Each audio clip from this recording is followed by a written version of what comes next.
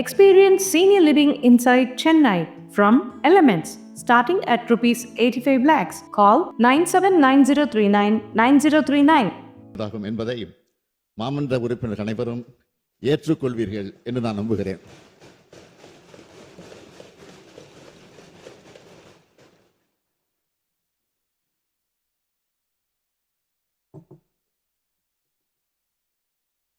மாண்புமிகு பேரவைத் தலைவர் அவர்களே, ஒன்றிய நிதிக்குழுவின் பரிந்துரையின் அடிப்படையில் மாநிலங்களுக்கு பகிரப்படும் நிதியானது தமிழ்நாடு போன்ற பொருளாதாரத்தில் முன்னேறியுள்ள மாநிலங்களின் பங்களிப்பிற்கு ஈடா அல்லாமல் குறைவாக பகிரப்படுகிறது என்பதை இம்மாமன்ற உறுப்பினர்கள் அனைவரும் நன்கு அறிவீர்கள். சரக்கு மற்றும் சேவை வரி அறிமுகப்படுத்தப்பட்ட போது அதன் அறிமுக நிலையிலேயே தன்னுடைய எதிர்ப்பை பதிவு செய்த மாநிலங்களுள் தமிழ்நாடும் ஒன்று. எனினும் பொருளாதாரத்தில் முன்னேறிய மாநிலங்களின் கருத்துக்கள் எல்லாம் புறந்தள்ளிவிட்டு நடைமுறைப்படுத்தப்பட்ட சரக்கு மற்றும் சேவை வரி உற்பத்தி துறையில் சிறந்து விளங்கும் தமிழ்நாடு உள்ளிட்ட பல மாநிலங்களுக்கு மிகப்பெரிய வருவாய் இழப்பை ஏற்படுத்தி உள்ளது. மிக முக்கியமாக மாநிலங்களின் வருவாய் ஈட்டக்கூடிய அதிகாரம் பறிக்கப்பட்டிருக்கிறது.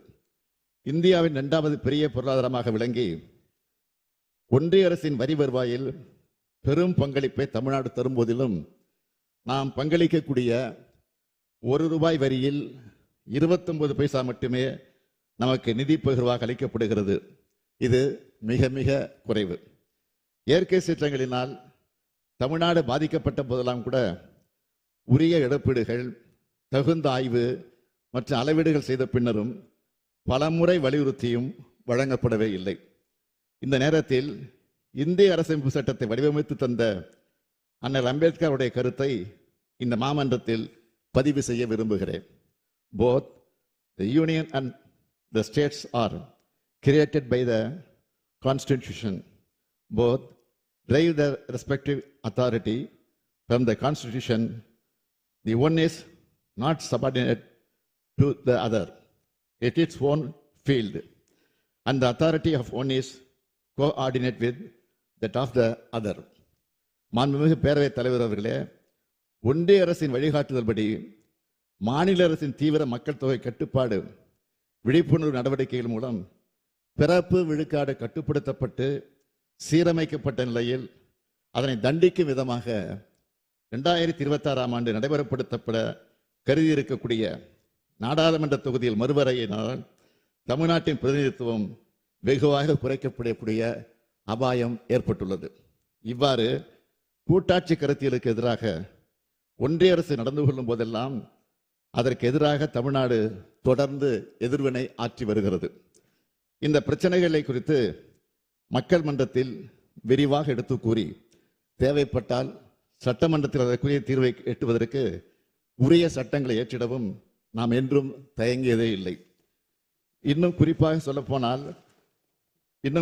சொல்லப்போனால் நாம் இயற்றிய சட்ட முன்வடிவுகள் மீது உரிய ஒப்புதல் வழங்காமல் காலந்தாழ்த்திய தமிழ்நாடு ஆளுநருடைய செயலை எதிர்த்து உச்சநீதிமன்றம் வரை சென்று வழக்கு தொடுத்து சமீபத்தில் தமிழ்நாடு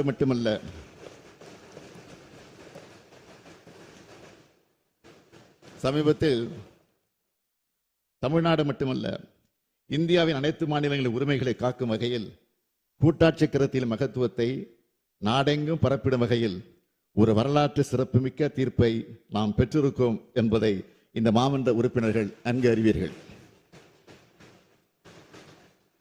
மாண்புமிகு பேரவைத் தலைவர் அவர்களே, அமெரிக்க நாட்டின் புகழ்பெற்ற குடியரசுத் தலைவர்கள் ஒருவரும் அமெரிக்க அரசமைப்பு சட்டத்தை வகுத்து தந்த சட்ட மாமேதையுமான ஜேம்ஸ் மேடிசன் அவர்களுடைய கருத்தை இங்கே பதிவு செய்வது பொருத்தமாக இருக்கும் என நம்புகிறேன்.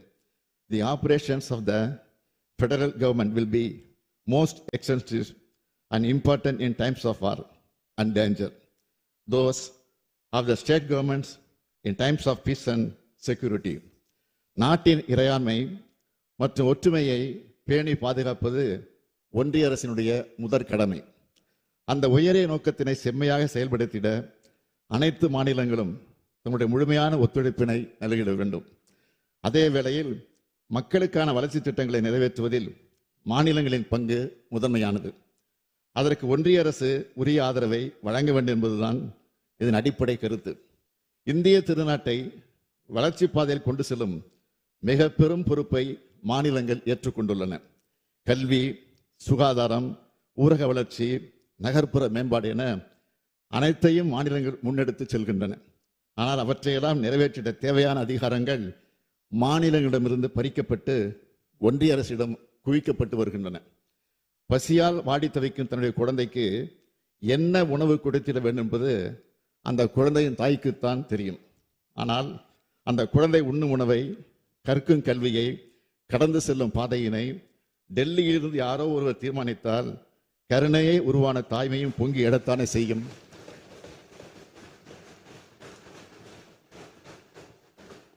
தொடர்ந்து மாநிலங்களின் உரிமை பறிக்கப்பட்டு வரும் இந்த இக்கட்டான சூழலில் கூட்டாட்சி கருத்தியலை வலியுறுத்தும் வகையிலும் ஒன்றிய மாநில அரசின் உறவுகளை, அதற்குரிய கொள்கைகளை மேம்படுத்திடவும் இந்திய அரசியலமைப்பு சட்டத்தின் விதிக்கூறுகள், நடைமுறையில் உள்ள சட்டங்கள், ஆணைகள் ஆகியவற்றை அனைத்து நிலைகளிலும் ஆராய்ந்து மறு மதிப்பீடு செய்திடவும் மற்றும் அதற்குரிய நடவடிக்கைகளை அரசுக்கு பரிந்துரை செய்திடவும் உயர்மட்ட அளவிலான குழு ஒன்றினை அமைப்பதென்று மிக மிக அவசியமாக வந்திருக்கிறது. இந்திய அரசியலமைப்பு சட்டத்தில் வழங்கப்பட்டுள்ள மாநிலங்களின் நியாயமான உரிமைகளை பாதுகாக்கவும் ஒன்றிய மாநில அரசுகளுக்கு இடையேயான உறவுகளை மேம்படுத்திடவும் உச்ச நீதிமன்ற மேனாள் நீதியரசர் திரு குரியன் ஜோசப் அவர்களை தலைவராக கொண்ட குழு அமைக்கப்படுகிறது. இதன்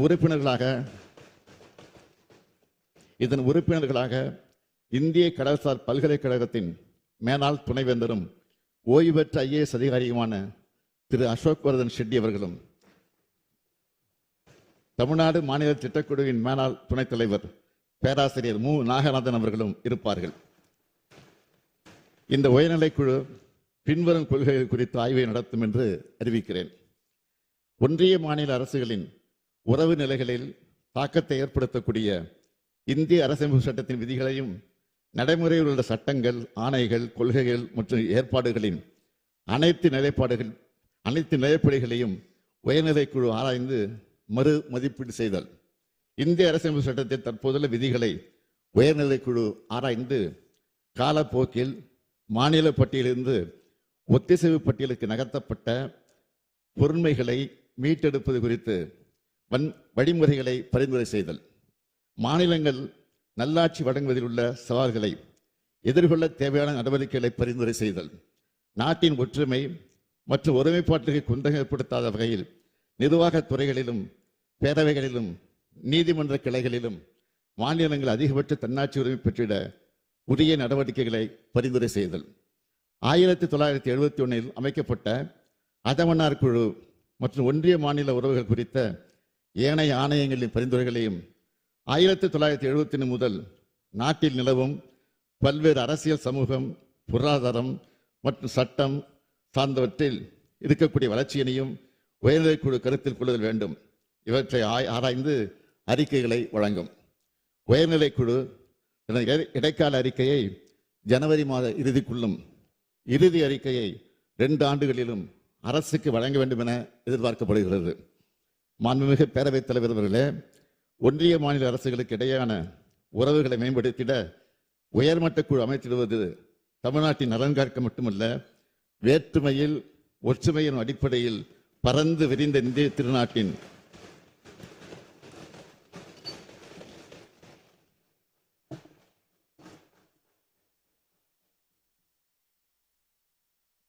வேற்றுமையில் ஒற்றுமை என்னும் அடிப்படையில் பரந்து விரிந்த இந்திய திருநாட்டின் அனைத்து மாநிலங்கள் உரிமைகளை காத்திடவே நாம் இன்று இந்த முயற்சியை முன்னெடுத்திருக்கின்றோம். நம் தாய் தமிழ் மொழியை காத்திடும் முயற்சிகளில் ஈடுபடுவதெல்லாம் இந்தியாவின் பல பகுதிகளில் தம் இயல்பை இழந்து கொண்டிருக்கும் பிற மொழிகள் குறித்தும் அழிந்து கொண்டிருக்கும் பழங்குடியினரின் மொழிகள் குறித்தும் நாம் கவலை கொள்கிறோம் என்பதுதான் உண்மை. ஏறு தழுவுதல் போன்ற பண்பாட்டு வடிவங்களை சிதைக்கும் முயற்சிக்கு எதிராக உலகத் தமிழர்கள் ஒன்றுபட்டு எதிர்வினை ஆற்றும் வேளையில் மணிப்பூர், நாகாலாந்து உள்ளிட்ட வடகிழக்கு மக்களின் பண்பாட்டு உணர்வுகளும் உரிய முறையில் மதிக்கப்பட வேண்டும் என்பதுதான் நமது கோரிக்கை. தமிழ்நாட்டின் கடைகோடி கிராமங்களுக்கும் என்ன தேவை என்பதை உணர்ந்து அதற்குரிய நலத்திட்டங்களை நிறைவேற்றும் உரிமையும் அதற்கான உரிய நிதி ஆதாரமும் தேவை என்ற கருத்தை வலுவோடு நாம் முன்வைப்பது இந்தியாவின் கேரளா, தெலுங்கானா, கர்நாடகா போன்ற மாநிலங்களுக்கும் பொருந்தி வருவதை அனைவரும் உணர்வார்கள். மாநிலங்களுக்கு உரிய அதிகார பகிர்வு மற்றும் நிதி பகிர்வை நாம் வலியுறுத்துவது தமிழ்நாட்டின் நலன் கருதி மட்டுமல்ல, பறந்து விரிந்த இந்திய திருநாட்டில் உள்ள குஜராத் முதல் வடகிழக்கு மாநிலங்கள் வரை, காஷ்மீர் முதல் கேரளம் வரை அனைத்து மாநிலங்களின் நலன் கருதியே நாம் நம்முடைய வாதங்களை முன்வைக்கிறோம். மாநில சுயாட்சி குறித்த விவாதங்களில் முதல் குரல் என்றுமே தமிழ்நாட்டில் இருந்துதான் ஒலிக்க தொடங்கும். அந்த வகையில் இன்றைய காலகட்டத்தில் மக்களாட்சி கருத்தியலை சூழ்ந்திருக்கும் கருமேகங்களுக்கிடையே தெளிவான ஒளிப்பாய்ச்சிட காலம் நம்மை அழைக்கிறது. தேவை எழும்போதெல்லாம் நாட்டிற்கே வழிகாட்டும் தமிழ்நாடு இந்த முறையும் தன்னுடைய வரலாற்று கடமையை நிறைவேற்றிட முன்வருகிறது. வளம் செழிக்கும் மாநிலங்களே வலிமையான நாட்டில் உருவாக்கிடும் என்ற தெளிவோடு பேரறிஞர் அண்ணா காட்டிய வழியில் முத்தமிழறிஞர் கலைஞர் முன்வைத்த மாநிலத்தில் சுயாட்சி, மத்தியில் கூட்டாட்சி எனும் முழக்கத்தினை செயல்படுத்தி மக்களாட்சி தத்துவத்தினை இந்திய திருநாட்டில் முழுமையாக மலரச் செய்வோம். நன்றி, வணக்கம்.